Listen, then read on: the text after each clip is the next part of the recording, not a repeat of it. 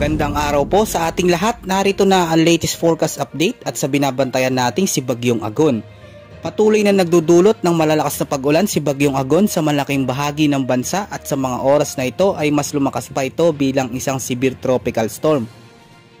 Sa kasalukuyan, ang sentro ng Bagyong Agon ay huling namataan sa baybaying karagatan ng Quezon Province. Taglay nito ang maximum wind speed na aabot sa 140 km per hour malapit sa sentro nito at pagbugso na aabot sa 200 km per hour habang mabagal na kumikilos ito pahilagang silangan na direksyon.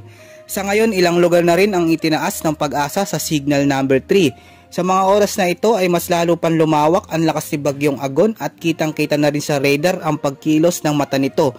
Dahil dito ay apektado na ng malalakas na pag-ulan ang buong bahagi ng Luzon. Sa ngayon ay patuloy pa itong lumalaki at isa itong babala na mas lumalakas pa ang dala nitong pag-ulan at bugso ng hangin.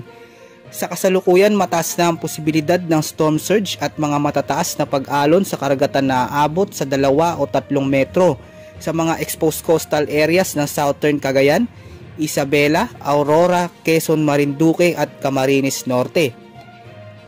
Pinapaiwan naman ang lahat ng may maliliit na bangka na magdoble ingat sa panganib na dala ni Bagyong Agon.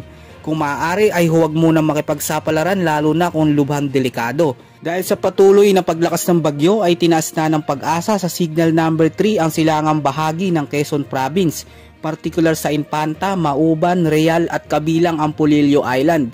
Nakataas naman sa signal number 2 ang iba pang lugar sa Quezon lalo na sa northern and central portion ng Quezon.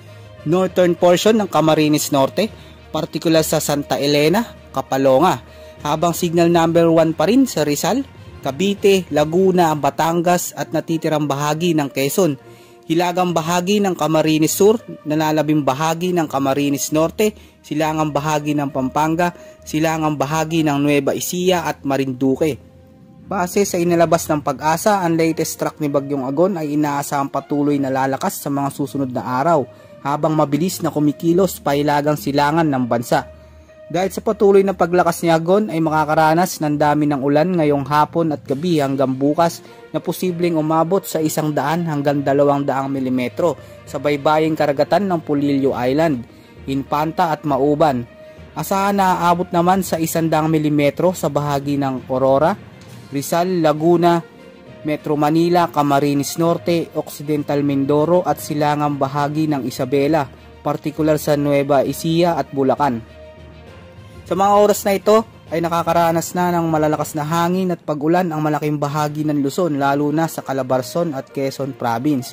Pinapayuhan naman natin ang lahat ng ating kababayan na maging alerto sa banta ng landslide at malawakang pagbaha.